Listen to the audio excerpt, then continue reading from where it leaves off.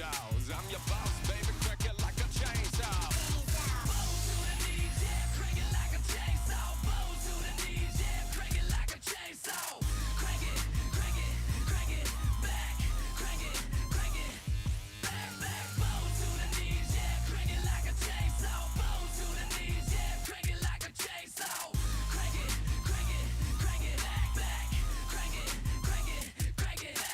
Came down, headhunter, cyberpunk, yeah, I'm a blade runner, turned up, automatic, full tank, you ain't gotta think about it. Chainsaw, yank it, crank it, swing it, then you put it inside whatever you got. Turn it all the way up and then you bang it. Top the block, no kintsu, wilderness, but I'm chivalrous. From Texas, but no massacre, unless it's a beat, we killing it. Chopping down trees, N2C, watch some things fall. Bows to my knees, that mean I crank it like a chainsaw. Do it to these trees, I'll see these flames, y'all. Burn them up to burn them down, now let me see you. Chainsaw. Bows to the knees, yeah, crank it like a chainsaw. Bows to the knees, yeah, crank it like a chainsaw. Crank it, crank it, crank it.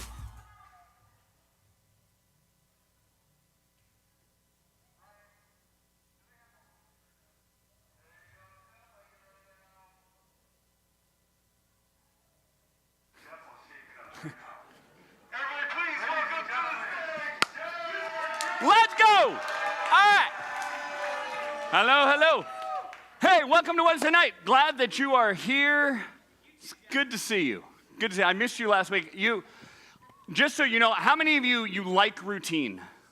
You like, hey, every week I do the same thing, and then it messes you up when something different happens, right?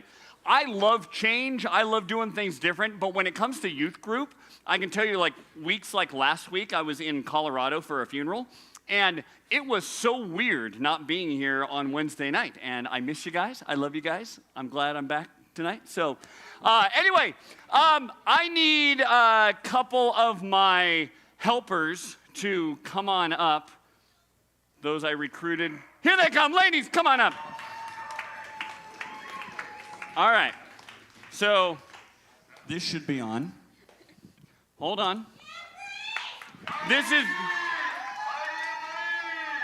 is Bree and Heidi. Bree and Heidi. There we go. All right, step up to the, here, Bree, you go right over there. Heidi, you come right here. All right, there are some things that they want you to know about. The first one, Bree, first, go ahead and tell them. You can see it, there it is, right there. You know what that is. Go ahead, tell them. I like to not read that far. Just read up there. Wednesday night phone fast. She said with enthusiasm in her voice. She said like she really thinks people should do it. Okay, put it. You need the microphone like right here. It's like, I'd say like you're kissing it, but that might not be it. Well, we're doing a dating series, so maybe. Okay, so they should do the Wednesday night Phone fast. There we go. All right.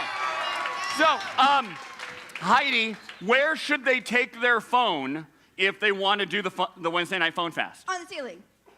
On the ceiling? No. Just kidding. Go back there to Sue and Em, and they will give you a little baggie. Eileen and everybody back at the shop. Yeah, back in They're the back corner. there ready to receive your phone. So right now, if you've never tried this, try it tonight. Give up your phone for the night until 9 o'clock. At 9 o'clock, you can go back to the shop, and they'll give it right back. And there we go. All right. Next up, we have Camp Hondo and Rock the Boat. Now, I will tell you, how many of you have been to Camp Hondo for winter camp? Okay. It's super fun. Camp Hondo is up in the mountains, and in the winter time, there is sometimes snow, and there's things like a tube run and things like that. For summer, it's a whole new place. They've got paintball, they've got archery, they've got basketball, they've got a skate park. It's super cool. And so if you are in junior high, so 7th graders right now, you're gonna be in 8th grade, Camp Hondo is for you, and we still have some spots that are available. So if you would like to go to summer camp, then go to exit83youth.com and get registered. We're going to be closing signups in not too long, and so you need to get on this. If you need to talk about it, the cost or something, please come and talk to me or your detour group leader, and we would love to see if we can help. High school, we're going to rock the boat.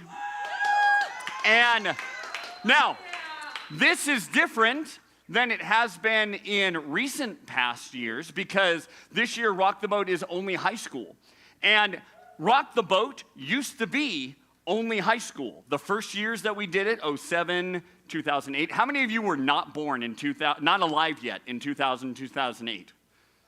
Okay, so it was just high school. In 2015, it was just high school. So we are going back to it being just a high school thing, but we've done it this way before. It's super fun, but I have these ladies up here because each of them have been to Rock the Boat. Heidi, how many times have you been to Rock the Boat? Twice. 2 times for Heidi. How many times have you been to Rock the Boat? I think twice as well. Twice as well. Heidi, please share one of the reasons you would say, in particular, the ladies. We still have some spots for the ladies. Guys, you'll need to go on the wait list, but we're going to work to get anybody on the wait list that can go. But ladies, we've got spots for you. Heidi, what's one reason you think that they should go? Connections and bonding. I personally started here right whenever it first happened. And so I just went straight into Rock the Boat knowing no one. I was honestly really terrified. I was like, I don't want to do this. But going into it, I've met so many people, and I really got to build connections with people because you're with these same group of girls in this tent, and it's like a giant sleepover. It's so much fun, and then even like the connections and the talks that you have with them, it goes so into depth. And even if you are new and you've been here for several years on end, I feel like you still get to really, really know more about your peers and the people within this church, and it's really nice. That's awesome. Yeah, for sure. Okay, and Bree, what is the reason you think that they should go to Rock the Boat? Hold it close to your mouth. One reason is you can get away from parents if they just like annoy you. Except for my kids. My kids don't get to get away from their parents, and so anyway. So yeah, there are so many opportunities with Rock the Boat, and yep, it costs some money. Yes, it's time away, and you may miss practice or miss something that's going on here. Let me say this to you without it being manipulating. I'm not trying to manipulate you. I'm trying to help you see that this is great. This time in your life is a relatively short time in your life. There's only so many junior high summer camp. There's only so many Rock the Boats. There's only so many things that you're gonna get to do during this time in your life. And so for everything you do, there's gonna be a sacrifice. And for the reasons that Heidi and Bree just shared, I think this is really worth it. The connection you'll get with people, the connection you'll have with God, the opportunity to get out of a routine, out of a rut, out of a habit, whatever it might be. Summer camp is a really cool opportunity to do that. Again, go to exit83youth.com and register. If cost is an issue, don't be embarrassed. Come to me. Let's see what we can do because we want you to go. And so, and again, in particular, we have spots for ladies. We've got girls going. So if you're signing up, it's not like, well, I don't want to be the only girl going. There's plenty of girls going. We just have some more girl spots. And so if you are interested in that, talk to your detour group leader. Come and talk to me. Let's see what we can do, and we would love to have you. Ladies, thank you so much. Give it up for Bree and Heidi. Good job. See? The nightmares of doing that are going to end in no time. It's going to be great. All right. The next thing that we want you to know about is we've got Detour Day at the Park. This is on this Saturday from 11 o'clock to 1 o'clock, so 2 hours. It's at Sierra Vista Park, which is right down Euclid. Turn left on 15th, and it's right there. And so super easy to get to.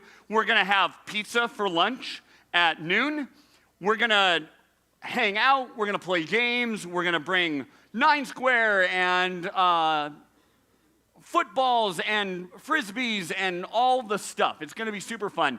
Again, this is an opportunity for you to get to know some people. We're going to have a good time, and it's 2 hours. So Saturday from 11 to 1 at Sierra Vista Park, and we would love to have you join us. Cool? All right. Everybody stand up.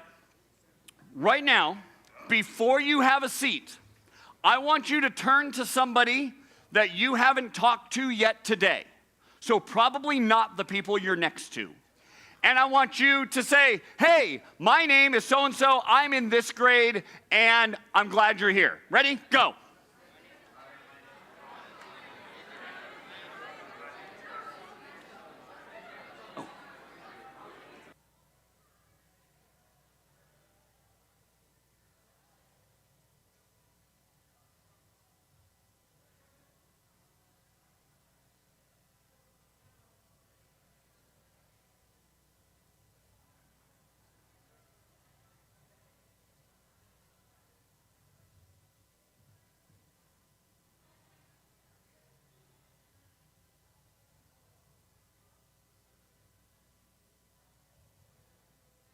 All right, once you have greeted someone, go ahead and have a seat.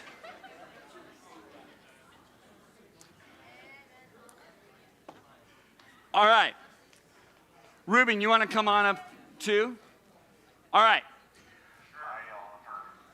So, tonight, one, because we haven't done it in a while. Two, because we're headed into summer. Three, because, thank you, sir, this is definitely going to be part of Rock the Boat. We are going to play Kajabi Can Can. We will have 3 games going, okay? There will be a junior high game, a high school guys game, and a high school girls game, all right? Let me explain how to play Kajabi for those in the room who haven't played it yet before. You're going to go outside. The trash can on the north side is going to be the junior high game. The trash can toward the wall over there is the high school guys game. And the trash can closer right here is going to be the high school girls game. Here is how Kajabi Can Can works. You will gather around the trash can and hold on to the hoses. Okay? At first, there's going to be a ton of people. It's not just 2 people. Okay? And when the leader, the person in the ref shirt, says, Kajabi Can Can, you are going to move around the trash can and try and get the people around you to touch the trash can with any part of their body. If they touch the trash can, they are out. Okay? And you step off to the side. Then you re-grab hoses, and gradually the circle gets smaller. So touching the trash can is one way to get out. The other way to get out is if you let go of the hose, or if the hose slips out of your hand, then you're out. So as you're going around the circle, there's going to be pulling, and you got to hold on, but if it slips out of your hand, then you are out. The other way, the final way that you are out, is if when you're going around the circle, you yank it out of somebody's hand. So it's not that it slipped. It's not that it slipped out of their hand. You yanked it out of their hand, and that's going to be up to the judges, up to the referees, if they think it was a yank. So if you touch the trash can with any part of your body, if you let go of the hose or it slips out of your hand, or if you yank it out of somebody's hand, you are out. When you're out, you step off to the side, you stay there, and you watch and cheer the rest of the game. Please don't wander off, don't come back in here, don't go anywhere. Just hang out there, and we'll see how many games we get in or how long each one takes and that kind of thing. So, you're going to go outside. The north trash can is the junior high game. The trash can by the wall is high school girls. And the trash can, high school guys out by the wall. And the trash can right out here is high school girls. If you are watching online, we will be back at like 7:45.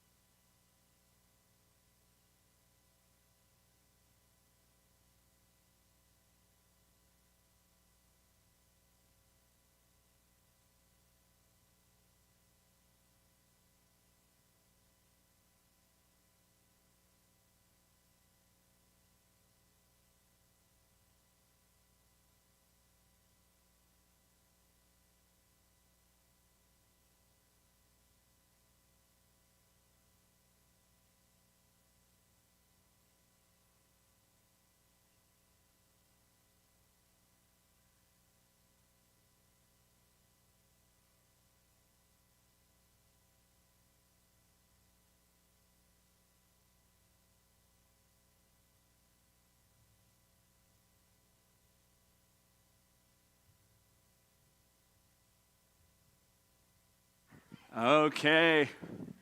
Come in, have a seat.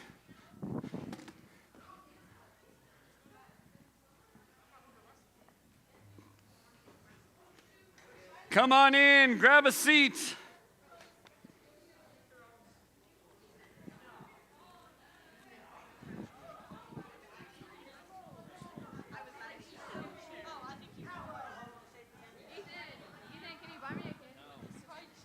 All right, come on in, grab a chair or a seat, take a seat, sit down. Come on in.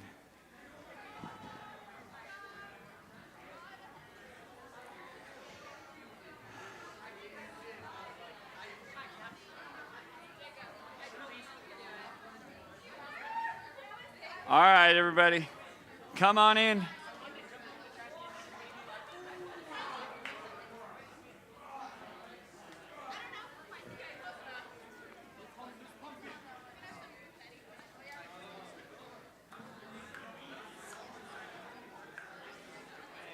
Okay. So, for the last 3 weeks, we have been in a series. The junior high series has been called Heart to Heart. The high school series is called Chemistry. And both series dealing with different things when it comes to relationship, because 7th and 8th grade, you're in a different place in life than you were when you were in 4th grade, 5th grade, and you're in a different place than those who are in 9th grade, 10th grade, 11th grade. And high school, with junior high, we've been talking about heart to heart. How do you connect with somebody's heart? How do you connect as people? How do you connect as believers? How do you care for one another? And for the high schoolers, we've been in a series called Chemistry, where we are looking at what is it that goes into attraction? What is it that goes into when you are in a place in your life when you're feeling like, you know what, should I be dating? Is it time to start dating? Do I want to date? Do I not? Who do I become when I start dating? What are the things that I should be looking for in someone that I want to be more than friends? And all of this has to do with what God calls us to when he tells us to love our neighbor, when he tells us to seek him first and to search our heart and let him and ask him to search our thoughts and to know us. And so we're going to, as we've been doing the last few weeks, go to detour groups. So high schoolers, you are going to head out to your detour groups. Now, so 11th, 12th grade guys, right over here with Jeremy. Freshman guys, right back there with Ruben. Junior, senior girls, back there with Jen and Sue. Sophomore guys, Ryan, do you want to go on the patio or do you want to go in the youth lounge? Sophomore guys in the youth lounge. Sophomore girls, right over there with Emily. Junior hires, please come toward the center, sit in the center section. Sit next to each other and sit in the front. Don't fill up the back rows. There's plenty of seats. There's a couple up here.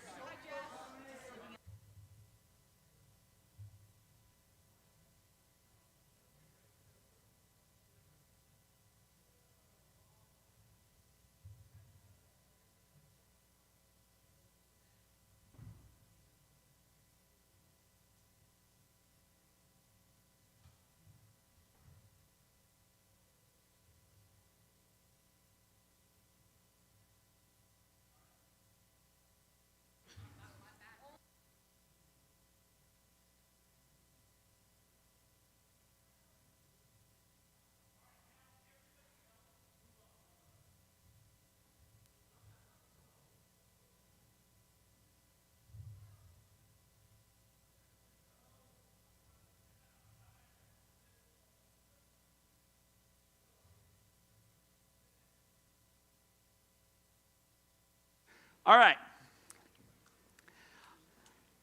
So the last few weeks I've been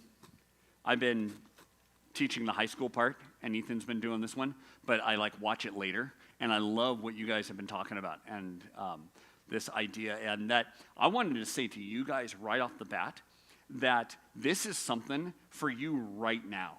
This relationship stuff is stuff that starts as friendships.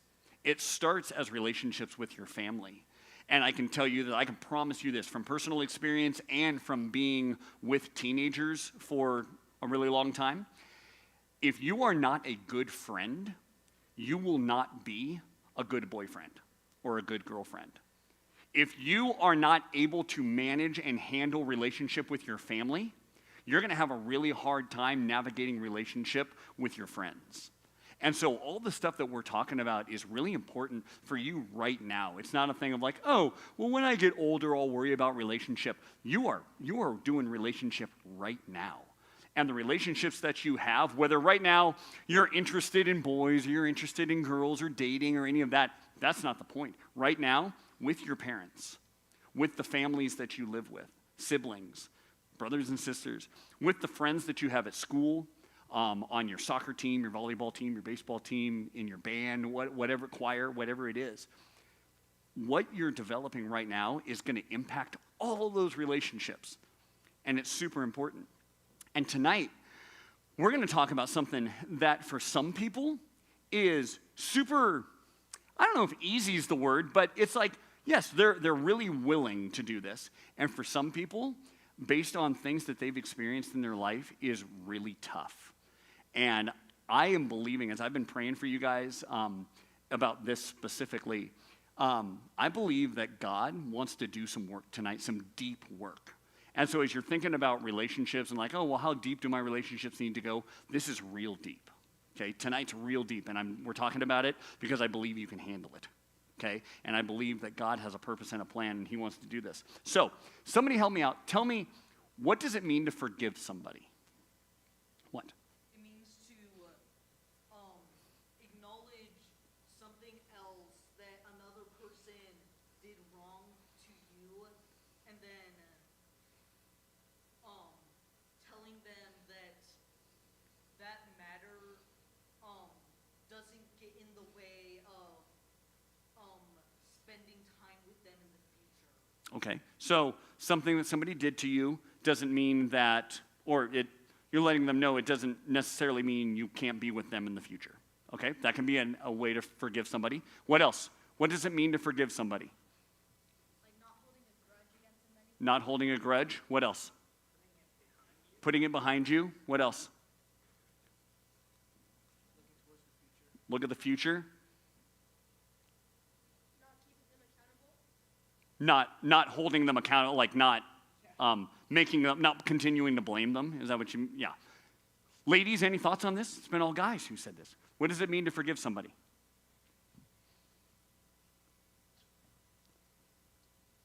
Natalie, what does it mean to forgive somebody? Just to like, I don't know how to explain it. Like, yeah, to love them despite what they did, and to show them like, hey, I still want to pursue a relationship with you, and Yeah, love them in spite of what they did, okay? I found this definition, which I really appreciated, which I feel like this speaks to a lot of things, okay? It's a process, which would you agree that forgiving somebody is often a process? It's not something where you're just like immediately, okay, all done. It's behind us, we're good. A lot of times it is a process. It takes time. A process of letting go of resentment. Do you know what resentment means? Kind of like something's mentioned, like kind of like mad at someone, blaming someone for something that either was intentional or unintentional of them, that was a wrongdoing Okay. towards you or someone else. Yeah, mad or blaming somebody. What were you going to say? Bitter. Yeah, resentment. Yeah. Yeah, it's like holding a grudge. It's holding something against somebody. So a process of letting go of resentment, anger, and the desire for retribution. Retribution means getting even. Towards someone who has wronged you. It's a conscious decision. Okay? One of the things they say is like, oh, time heals all wounds. Bull. What happens if you have a wound and you just ignore it and you let it go? It gets infected and you get real sick. Okay? So it's a conscious decision to release the burden of holding on to past hurts and to allow oneself to move forward, even if the transgression, the thing that they did wrong, is not forgotten. Forgiveness is primarily a shift in one's own internal state. It's not a requirement for the other person's apology or change of behavior. So basically what this is saying is it is something that takes time. Okay, we'd all agree on that, right? Some things, man, it takes time to work through forgiveness. Will you take the time to do that? And then a conscious decision. It's not something where you're just like, oh, it'll magically happen. I'll forget about it. Well, if you don't consciously work toward forgiveness, you know what? A lot of times buried issues have a high rate of resurrection. Okay? It comes back later. So it's a conscious decision of going, you know what? I am going to release. Where did it go? I lost it. Conscious decision to release the burden of holding on to past hurts. I know, I'm 100%, that every single one of us in this room could think of something that someone has done to you that you remember and you're like, oh yeah. It might be a really serious thing. It might be like, man, they really wronged you or they really hurt you. It might be something where you're like, oh yeah, so I remember so-and-so, soccer practice kicked me in the shin. It could be something like that. But every one of us has something where we could pull it up. When we see that person, we could pull it up and be like, yeah. Forgiveness is primarily a shift in one's own internal state. And it's not required. To forgive somebody doesn't require the other person to be sorry. We want them to be sorry though, right? But guess what? It's not required for you to forgive them. You could forgive them even if they're not sorry. Ephesians 4:31 says this, get rid of all bitterness, rage, anger, harsh words, slander, as well as all types of evil behavior. Instead, be kind to each other, tender-hearted, forgiving one another, just as God, through Christ, has forgiven you. So, first off, what are the first two words, or first three words? Say it louder. Get rid of. Is this kind of just like a helpful suggestion? What do you think? Did Paul write this going like, if you feel like it, get rid of these things? In the language that Paul wrote this in, get rid of is written as a command. What he was saying is, you must get rid of. It's not if you feel like it, oh, it might be helpful. If you choose to. He's saying, Jacob, you must get rid of. Peyton, you must get rid of. It's not a question. It's not a suggestion. It's a command. So he's saying you must get rid of. Now, as you look at this list of stuff, bitterness, rage, anger, harsh words, slander, how many of those things do you think come out of unforgiveness? Every one of them. If you choose not to forgive somebody, in whatever they've done, maybe they deserve your bitterness, rage, anger, harsh words, slander. They might deserve all of that. But as you hold on to as you choose to live in unforgiveness, all of those things are going to end up being the result.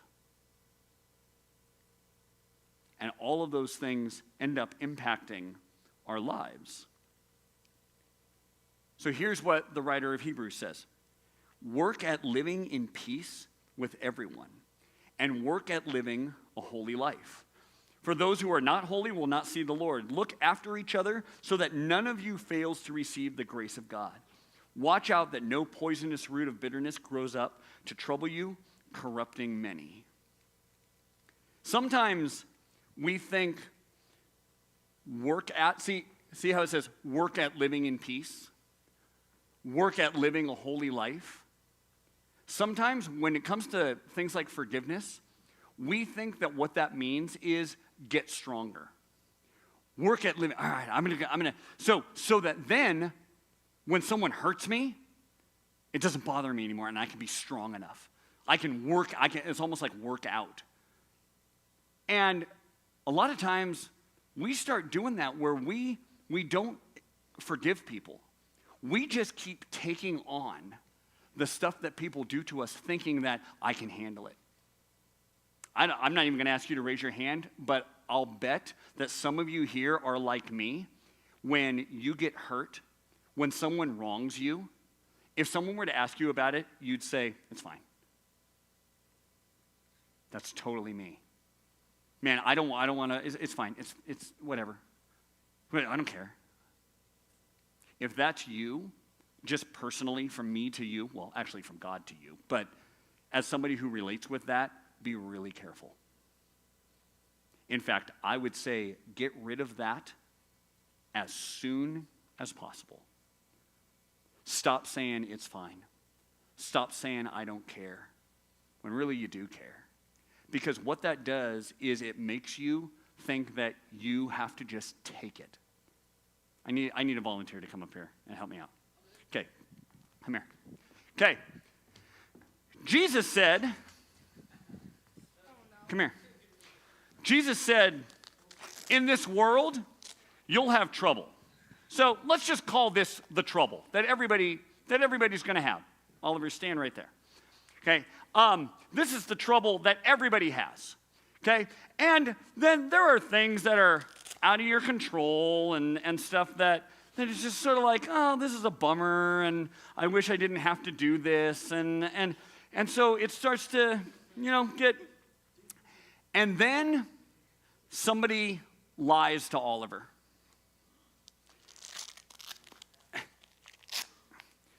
Somebody lies to Oliver, and he's really hurt by it.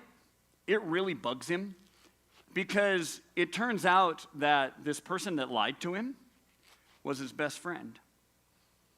This was a person who, man, I never thought you'd betray me. And then there's the bully at school who just every day is calling Oliver names, treating him bad. And Oliver just keeps saying, fine, whatever, who cares? And doesn't look for anything that would release him from these feelings. He just keeps going over and over and over again. Oh, it's fine. And there's never any forgiveness. It's all just piling on. How are you doing, Oliver? Good. Yeah? Now, there's a point where maybe somebody that Oliver, that hurt Oliver, comes to him and says, hey, Oliver, you know what? I messed up. I shouldn't have done that. And Oliver goes, you know what? I forgive you. Even that one, you're like,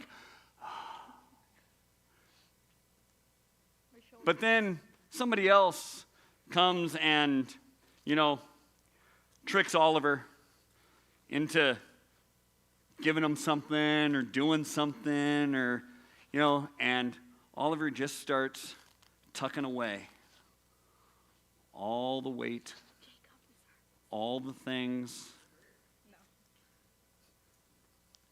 And Oliver decides he's just going to be brave. Oliver just decides that he can do this all on his own. And for a while, Oliver's fine. He's got this. He's even got friends around him telling him, you're good. You don't need to do anything. You're fine. He's messing around. He's like playing with the latches and meanwhile, his parents, he's frustrated at his parents, and they don't, because they're not doing what he wants them to do. And he just wants them to respect him more, or treat him better, or whatever. And he's just, what? What were you saying? What were you saying? No, I want you to. I want you to tell me. It's a lot. It's a lot. What would you like me to do? Take him off. You want me to take it off? Yeah. Okay. Okay. Wait, where's the you latched it. Duck.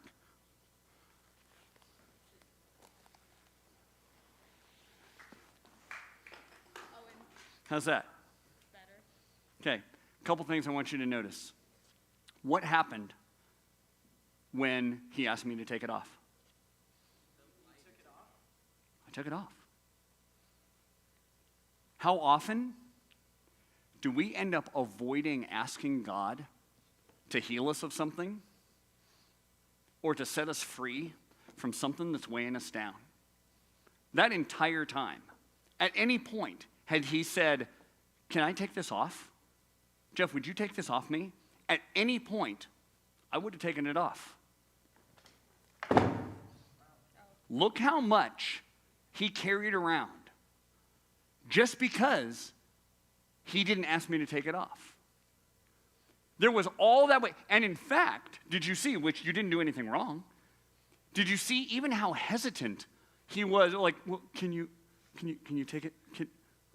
I'm fine. And I put more on. What? Well, I don't know. You guys, go ahead and have a seat. Good job. Our mind, our sin nature, like the stuff in us against God, and our culture is screaming at us, be strong enough. And when it comes to forgiveness, we carry this stuff around all the time when we choose not to forgive. When we're waiting around for somebody to be sorry. When we're waiting around for somebody to apologize. When we're waiting around to just maybe one day magically feel better. And just like, oh. And instead, we just go, whatever, I don't care. It's fine. I don't even care what they think. It's fine. It's not that big a deal. Or there's the stuff that you know it's a big deal. You were violated. You were abused. You were treated wrongly. And you believe that you deserve this. Or you believe that it's just too much and you have to live with it. And so you carry this around. And instead of releasing it, not because it's easy, not because it's just like, oh, just forget about it, but because you don't go to the one who wants to free you, set you free, we carry that around. Unforgiveness is a weight on your life. Any unforgiveness. It might be something lame. It might be something huge. But unforgiveness is something that you carry around with you every day. And it gets heavier and heavier and heavier. And it says in verse 15, give grace so that a bitter root will not grow. So that more weight just doesn't get added on every day. Every time, and I know you've all experienced it, we've all experienced this too. You think you're over it, and then you see that person. They pass you in the hallway, and you're like, oh, that's that bitter root. That's that thing that's still growing in you because you haven't released them. And this is huge. If someone says, I love God, but hates a fellow believer, that person's a liar. For if we don't love people that we can see, how can we love God who we can't? That's huge. So if you're sitting here tonight and you're like, yeah, I have unforgiveness and hatred and all these things for all these people, but I'll come to youth group and say I love Jesus. You're a liar. You're a fake. I'm a fraud if I show up here as a pastor and yet I've got unresolved things against people in my life. What does that look like for you? The reality is for each one of us, forgiveness needs to be continuous. Here's what forgiveness does not mean. Forgiveness does not mean just let them back in and give them every opportunity to just do it all over again. That's not forgiveness. You can forgive someone. What we saw in the beginning, forgiveness is releasing them. And that doesn't mean that you have to take them back on. You can release them, you can forgive them, and still have boundaries, but the boundaries aren't because you hate them. The boundaries aren't because you want bad things to happen to them. The boundaries are, you know what? I have released you. I forgive you. And there are now going to be healthy boundaries where I'm not going to allow you to come and hurt me again, because that's not what God wants for you. Someone who's abused, God is not going, you know what? Yep. When they got really angry, they would slap you. They'd throw you across the room. They'd punch you. They'd burn you with a curling iron. But you know what? You need to forgive them. And just, if they do it again, hopefully they're sorry. God's not wanting that for you. So forgiveness doesn't mean you just have to let them back in and do it all over again. Forgiveness means you're releasing them and going, you know what? I'm not going to carry around your brokenness in my life anymore. And I'm not going to let hatred and bitterness and anger root itself in my heart. Peter asked Jesus this question. He said, so, Lord, how often should I forgive someone who sins against me? Like 7 times? And Jesus goes, oh, no, not 7, 70 times 7. Now, here's what I want to just point out with what we're talking about. How often is our mindset like Peter? Like, okay, God, what's the minimum amount that I can do? What's the minimum amount of forgiveness that I have to give somebody?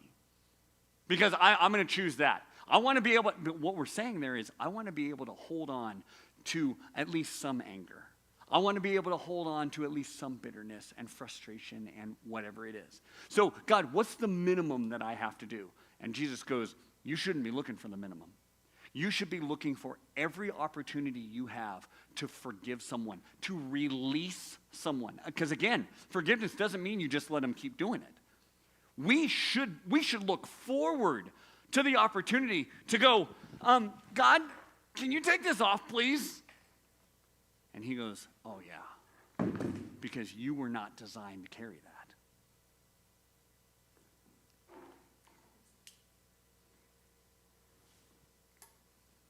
Jesus said this, come to me, all of you who are weary and carry heavy burdens, and I will give you rest. Would you close your eyes with me? I don't know each of your circumstances. I don't know the relationships that you're in. I don't know the hurt and the brokenness and the stuff that you're dealing with, which, by the way, your Detour Group leaders and myself, we are here for you. We can't solve all your problems or know what to do in every situation, but we want to come alongside you and support you and care for you and pray for you and stand in faith with you. But here's the invitation right now that you need to hear from Jesus. He says, come to me, you who are weary. Some of you, when it comes to areas of unforgiveness, you've been carrying this vest around for a really long time. And you were not designed to carry it. And working to live at peace does not mean just keep piling on the weight and hope you get used to it. Work at living in peace means inviting Jesus to do the work in your life so that you can forgive, so that you can release. So Lord, I pray over each person in this room right now, and you do know their specific situations. You know the areas where it's really tough, where they've been violated, they've been hurt, they're wounded, they've been lied to, they've been mistreated, and forgiveness is a really difficult thing in those areas.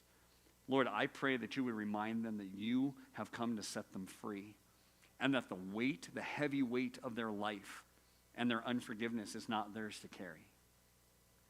So I pray, God, Holy Spirit, right now, that you would stir up. And right now, as you sit here, you guys, I believe that the Holy Spirit is stirring some things up. There might be a name, there might be a face, there might be a situation that is coming to your mind right now that Jesus is saying, it's time to forgive. And forgive doesn't mean that you say it was okay. It doesn't mean you let them do it again. It means you release them in the power of Jesus. So, Lord, I pray that you would do that work in each one of us. We've all got areas where we are tempted to hold on to unforgiveness. And I pray that you would set us free tonight. In Jesus' name, amen. Here's how we're going to do detour groups tonight. It's going to be a little bit different. You're going to go up to the worship center, which is the big building up there, and you're going to go into the main room. The guys are going to go with Zach, and the girls are going to go with Gwen and Yanel to different areas of the room. So you're all going to go to the same building. You're all going to go in the same big room, but then in that room, you're going to split off into different areas. Cool? And what I want to encourage you to do is, as with every week, these are opportunities to be honest.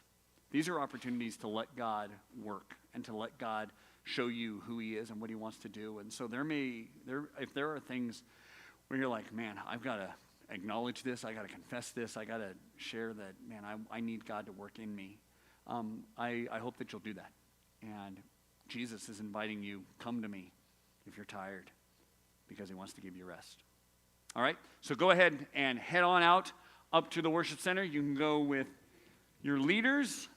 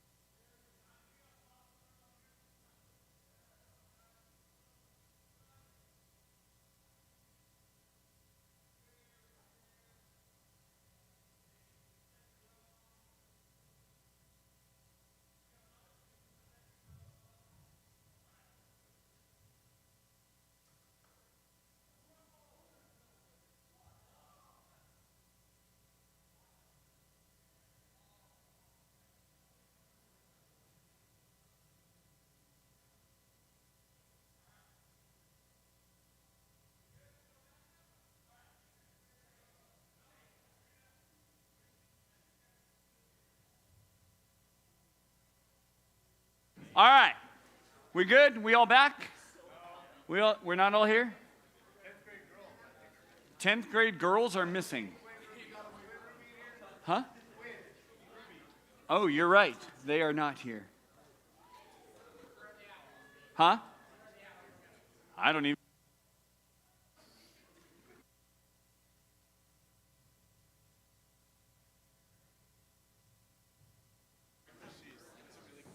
Thank you.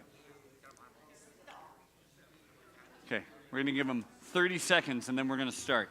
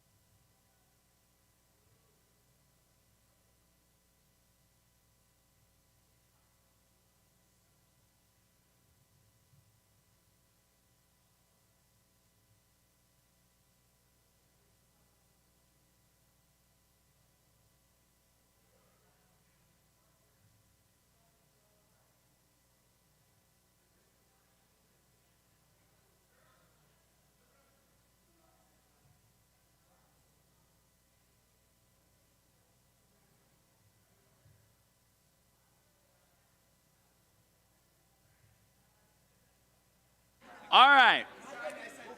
So everybody right now, take whatever is in your hand, whether it's a phone or detour group notes or whatever, and put it under your chair or put it in your pocket or something, just so that you are free from distraction. Cool? All right.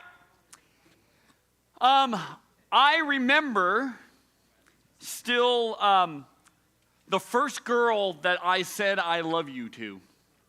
Her name was Kiana, and we were in Mrs. Theobald's second grade class. And I was in love because Kiana was amazing and I loved her. And so I remember we were outside on the playground. We were outside on the playground and we had one of those merry-go-rounds at our school that just like spun around because back then parents didn't care if you got really hurt at school. And so we were out there and I remember standing by and I said, Kiana, I love you, right? And she looked at me and went, and ran. And I got that reaction a lot when I told people I loved them. But anyway, there was also this thing, this saying that people, when someone in school, when one of your friends was in love, my wife's name is Laura, so I'll just go ahead and fill her name in here. They would sing a little song, Jeff and Laura, sitting on a tree. K-I-S-S-I-N-G. First comes love, then comes marriage, then comes a baby and a baby. Now, here's the reality of that. We go, there's the whole kissing in a tree, which is really dangerous, because if you fall out of that tree, somebody's getting hurt. It's really a bad situation. Then, in that, it says, first comes love, then comes marriage, then comes a baby in a baby carriage. But what ends up happening in many circumstances, you start mixing those things up because you've stopped thinking about or considering what is love. How do you know if you love somebody? How do you know if somebody loves you? How do you know if your understanding of love is accurate and in a way that you should be pursuing that relationship? Or if you're just falling for, well, what's love? Oh, I don't know, love is love. which is a load of crap because it just allows you to be like, love is whatever I want love to be. And when I love somebody, then I'm allowed to fill in the blank. Well, why is this okay? Oh, because we love each other. And we start defining love in any way that's convenient for us. Any way that will allow us to do what we want to do, feel what we want to feel, go where we want to go. It's up to me because I'm going to be the determiner of what love is. And as long as I love somebody, well, that's all that matters. And so I'm going to say that this is love because it's convenient for me to say that this is love. Because if I love somebody, or if somebody loves me, or if we're in love, well, that's a very serious situation. And very serious situations mean very serious freedoms and very serious choices that we get to make. And we're going to make those choices based on, I'm in love. So tonight, we're going to talk about what is love. What is love? Right? We're going to talk about this, and my hope is because this is what God says. My hope is this wrecks you. Because this needed to wreck me. Because first there was Kiana, then there was Heather Winberry, which you heard about a couple weeks ago. Then there was Sarah, then there was Katie, then there was Tracy, then there was, and every time it was like, oh, well, I love you. Because my understanding and my definition and what I wanted love to mean was all up to me. So, the English language really trashes the word love. It's terrible because we say we love all kinds of things. What are some things that you love? Food. What? What? Sleep. Corn dogs. Music. Clothing. Activities. Sex. We like all kinds of stuff, right? And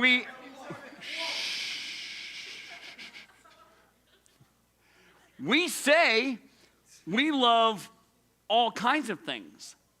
And in our language, the problem with that is that we don't consider, well, does it mean anything different in different situations? Or are there depths of love or meanings of love? Well, the Greek language is really cool because it's really specific. There are certain words for certain kinds of love. So there's agape love. Agape love is unconditional, never-ending love, right? This is the kind of love that's described in 1 John 4:9. This is how God showed his love among us.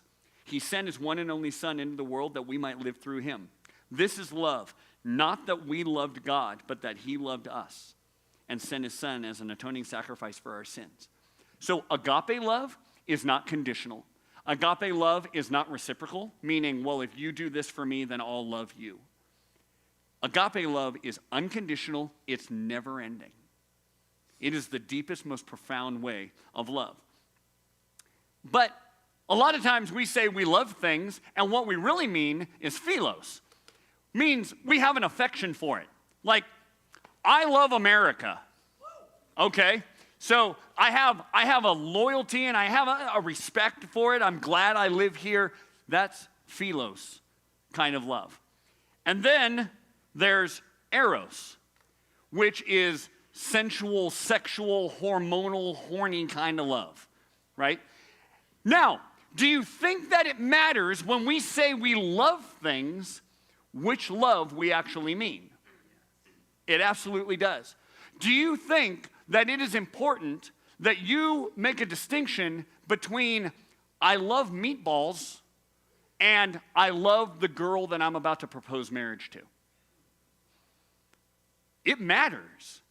But a lot of times, what we mean when we say, I love you, is I want to have sex with you. Or, I love you for now, as long as it's convenient, as long as you're nice to me. And we start using the word love in all kinds of ways that make it convenient and easy for us to move in and out of love. How many of you at some point in your life have been in or out of love? Come on. You're in high school. You all have. Whether anybody knew it or not, you're like, well, I'm not going to raise my hand. Okay. It makes it, by not defining love, by not considering what love means, it allows you to move in and out of love as you feel it, as you experience it, and that experience is whatever you want it to be. So, what do you think it means when someone says, I love you? What? Like a good meaning? If somebody says, I love you, what does it mean? They'll give their life for you. What else? It doesn't mean anything until they show you. Is that what you said? Yeah. Okay, so there's meaning, there's action behind it. What else? What does it mean when someone says, I love you?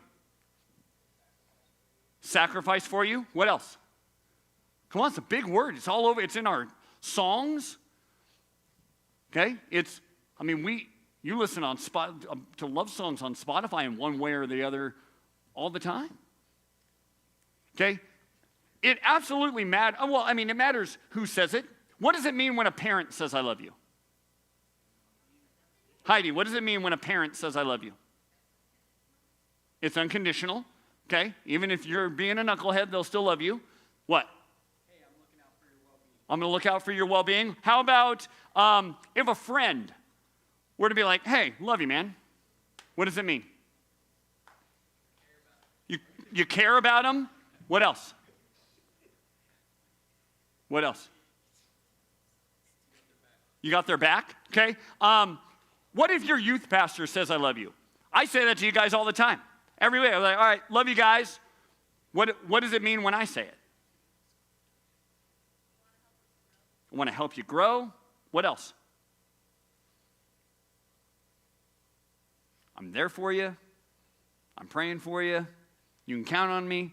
What if a boyfriend or a girlfriend says, I love you? What do you think they mean? What could they mean? What could they think they mean? They're committed to you. They're committed. What else? We throw this word around an awful lot. Okay? It could mean, I like hanging out with you. Could mean, I want to have sex with you. It could mean, I choose you for now. What about a husband and wife? What do you think a husband and wife mean when they say, I love you to each other? I'll die for you. I'm committed to you. Okay? I'm reaffirming my vows to you. Yeah. They want to grow a family with you. Yeah, for sure. Here's one of the ways that the Bible describes love. You've heard this before. We talked about it a couple weeks ago. Love is patient. Love is kind. It does not envy. It does not boast. It's not proud. It's not rude. It's not self-seeking. It's not easily angered. It keeps no record of wrongs. Love does not delight in evil, but rejoices with the truth. It always protects, always trusts, always hopes, always perseveres. Love never fails. I would bet, in fact, I would guarantee, that the next time you were tempted to say, I love you to someone who gives you the warm fuzzies, or someone that you're like, oh, I think they like me, you're like, oh, it must be love. Weigh it against this. Are they patient? Are they kind? Do they get jealous? Are they always looking at like, oh, you better not do that? Are they insecure? Are they irritable? Are they always like throwing it back at people when they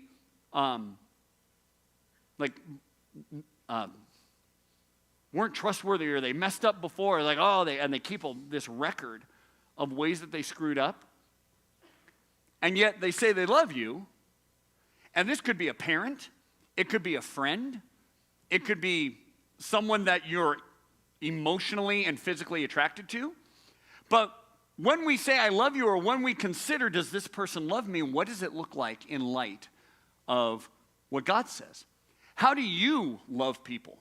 Because you might have all the feelings. You might have all the things like, oh, we're boyfriend and girlfriend and we must love each other. How does it measure up? Because it's absolutely possible for you to like someone in a specific way, and yet where you're at in your own heart and in your own life, and where they're at in their own heart and their own life, it's not love. It could be something, but this is what we should be striving for. This is what we should accept as love, and this is what we should demand and go, is this really what you're saying? Is this what I see in your life? And the reality is we are not capable of this on our own. You can't try hard enough to be patient. Anybody here, like, you've tried to be patient and it's just, you just can't be patient. That is all of us, okay? Jealous, boastful. There are things that we run up against when we're just like, I don't want to be that way. I don't want to be insecure. I don't want to be jealous about things. I don't want to be irritable. I don't want to. And yet, where do you turn to for that? You just try harder? We have to turn to God. We have to go, God, I need your love to pour out of me. I need you to show me how to love. Here's what love is not: a feeling. Now, are there feelings associated with love? Absolutely, for sure. There are I feel things for my wife that I don't feel for anybody else. I felt things for my wife when we entered into relationship. That's why we entered into relationship. So there's absolutely feelings. What our culture does, and what in the teenage years, when your hormones get going and when you start noticing people and you start getting interested, what our culture says is it's about the feelings. Follow the feelings. If you feel this way for somebody, well, it must mean. If you don't, well, it must not mean. Well, and you should chase it. We live in a culture that says chase your feelings. If you're angry, well, there's somebody who deserves your anger. They deserve you to be angry, so chase that feeling. You're really attracted to somebody, and what you think and imagine about them, you should chase that, and you should satisfy that. We live in a culture that says chase your feeling all the time, and we do that with love too. Like, oh, I kind of feel this. I'm gonna chase it down. And as I'm chasing it down, I want to chase that feeling. And I want that feeling to keep going. So I'm going to ignore things like they are not loving. They are not kind. They are not compassionate. But man, are they cute. And I'm going to chase this feeling because I don't want the warm fuzzies to go away. I loved, you guys, when I was going through, from second grade, I loved feeling in love. I loved it. It was something that I was like, that was great. To be some girl in fourth grade. Is this going to be a lifetime commitment? Was I falling in love with this mighty woman who really knew who she was and she was it? No. I just looked at her, I was like, oh, she's got a cute ponytail, right? But chase the feeling. And we do that, and we keep doing that if we're not careful, right into junior high, right into high school, into college, into adulthood. And you guys, I have friends in my life. I have people over the years as marriages that I've just been part of, and I see them chase the feeling. And when the feeling goes away, so does their commitment. So does the covenant, so does the bond, so does the promise that they made to each other. Because not feeling it. Likewise, I have seen couples who the feeling has gone away and they fight for it. They fight for the marriage. They're not fighting for the feeling. They know that the feeling is going to come and go. But they fight for the commitment. They fight for love. But especially in your stage of life right now, you've got your hormones, your body, your friends, a culture that says, chase the feeling. And I promise you, and any adult in the room would be able to tell you, the feeling is this weird thing that is going to take some different directions And some of those directions you end up going, oh, well, never mind. And if you haven't chased anything deeper than the feeling, you're going to end up stuck.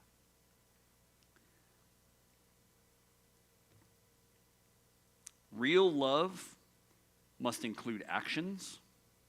Real love carries with it commitment. So this comes back to something I said earlier. Actions and commitment and faithfulness and patience and kindness and goodness. This is love. Take that into a situation where people begin to compromise according to what God has called us to and what he's saying, hey, this is what is going to bring life to your relationship, where you're saying, well, I think sex is going to bring life to my relationship. I think doing whatever we want to do is going to bring life to my relationship. And this is what you run into when people go, oh, well, yeah, we started sleeping together because we're in love. How have you defined love? I don't know. We were alone one night and his parents weren't home, and so we just kind of went too far. Or, what? We love each other. What's the big deal? For those of you who have been in a situation or are in a situation where these are choices that you've made, Jesus is calling you back. You need to hear this. He is not saying, you know what, if you've slept with someone, you're out. You've gone too far. There is forgiveness. There is wholeness. There is life. There is redemption for you. For those of you who are in a place where you have opportunities and you're trying to decide, well, and the decision really comes down to, well, are we in love? I would probably do this if we were in love. You really need to consider what love is. There's a guy in Africa who has this definition of love, which is biblical. It's not from the Bible, but it's definitely, its foundation is biblical.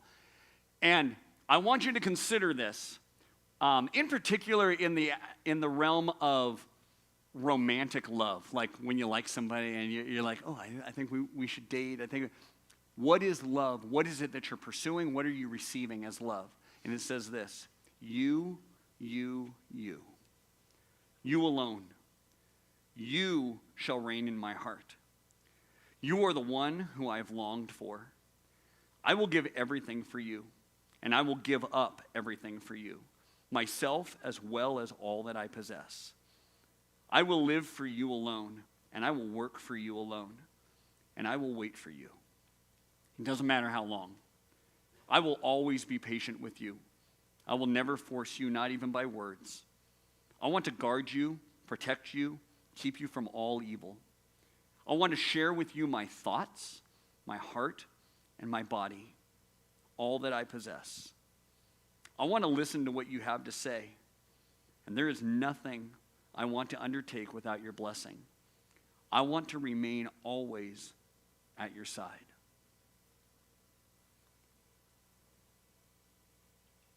Ladies, when your boyfriend says, I love you, that? Guys, when you want to declare your love for your woman, that?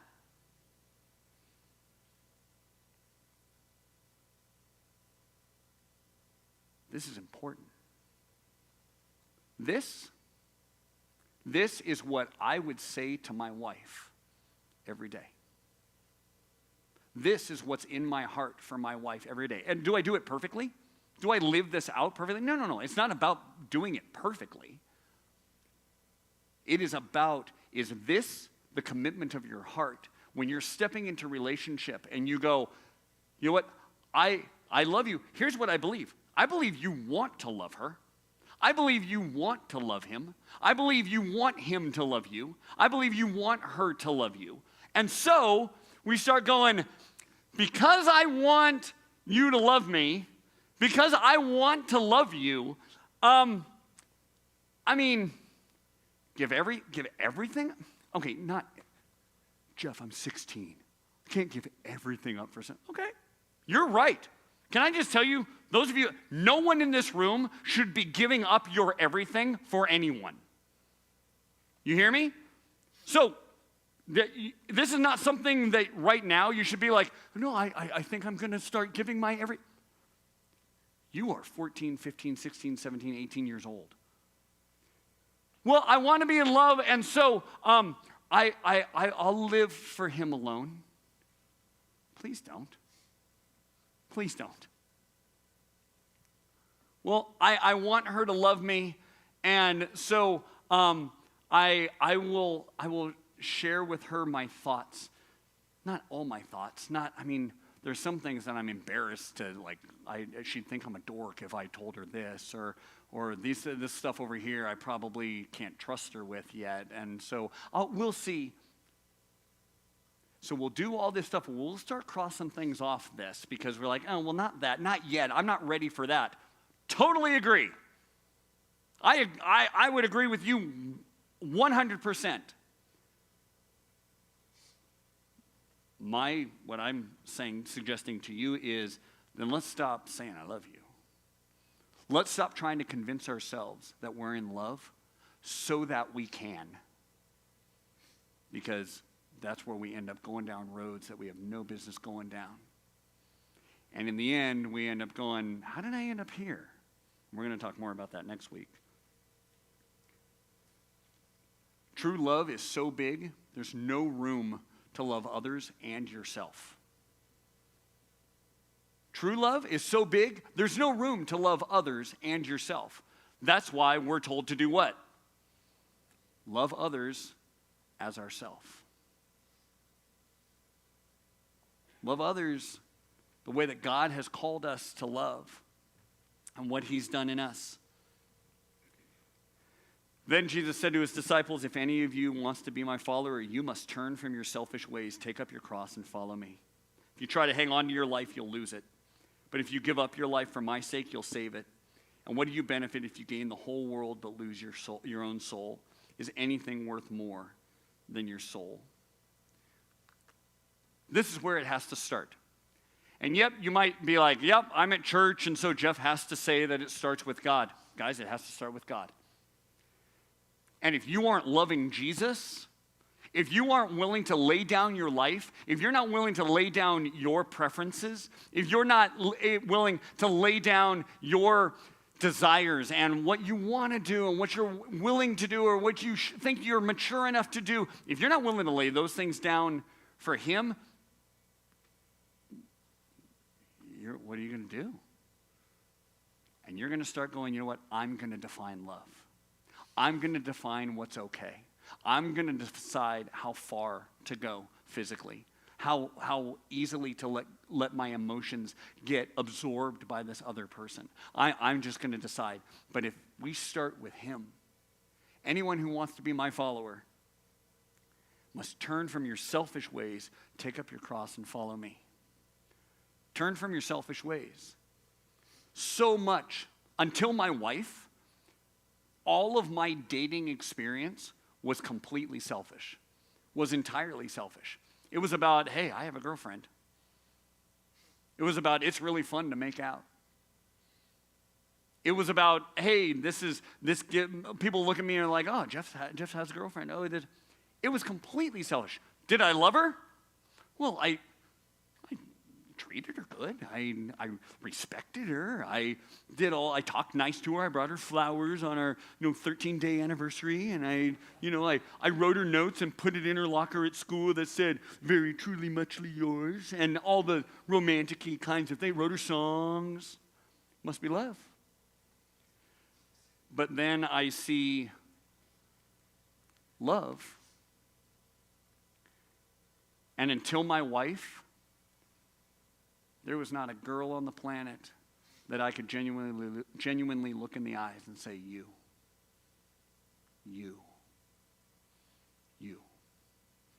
alone have my heart. And I will live for you. I will give you all that I am.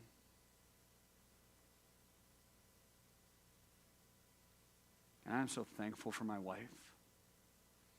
I'm so thankful that at this point, God, in all the ways that I tried to mess it up, And I tried to chase the feeling, and I tried to chase the status of having a girlfriend.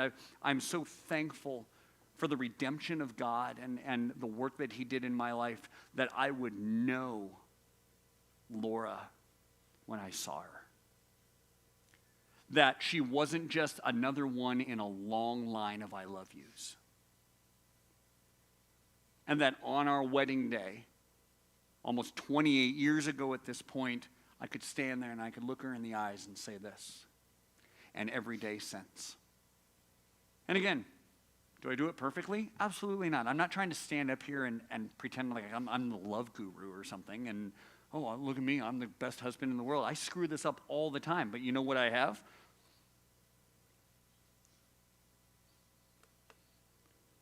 I have a God that I can come to, and I can lay down my selfish ways and be like, God, I'm screwing this up. I need you to redeem this. I need you to lead me.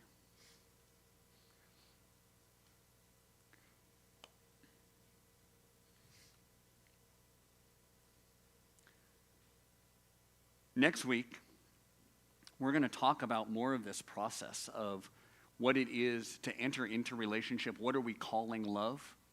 We are surrounded in our culture by one of the most physically stimulating cultures on the planet. We live in a time where sexual content is available to you right now. Like right now, in this moment, in this room, at this time, in this place, the things that you are able to access is unlike ever before. And when we start talking about, well, what is love? And we start, well, love is that every time I see her, every time he talks to me, no, I'm going to call that love. And because I'm in love, man, she's also hot. And I think that we're ready to take our relationship to the next level. And you step out into what you think is the next level, and it's an elevator shaft. And you end up dropping to the bottom. And you hit the bottom and you go, but I thought this was going to lift me. I thought I was going to. So next week, we're going to talk more about why did God put limits on sex? Why can't he just let us have a good time? Can't sex just be physical? Can't sex just be something that two people do, two bodies just, right? Can it just be that? And I've got some good news for you.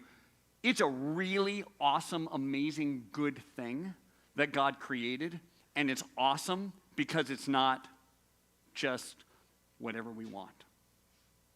So would you bow your heads with me? Each one of us, and one of the things in detour groups, if you got to it, but something that I want to ask you to take with you and consider when you go, what are you accepting as a love? What are you trying to convince yourself that love is? Maybe because it's easy.